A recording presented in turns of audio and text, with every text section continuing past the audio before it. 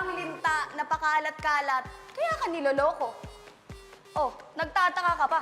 Bakit ka niloloko ng ex mo? Eh, ganyan pala ang ugali mo.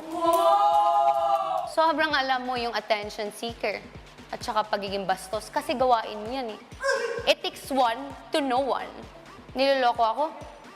Eh, hindi ko naman yung kasalanan eh. Sino ba yung iniwan tapos ang tagal naka-move on? Eh, ikaw, proud ka ba na nakikita ng kapatid mo at ng mama mo ang kalandian mo dito? Ano bang pinunta mo dito? Pangarap? O syota? Hindi naman ako pumasok dito para maging shota. Kaya kung gusto mo, kunin mo. Hindi ko naman chinain si JM, so kasalanan ko ba na siya yung mismong lumalapit sa akin? Sino bang nagchichika sa'yo na gusto ko yan? Sino? Wala.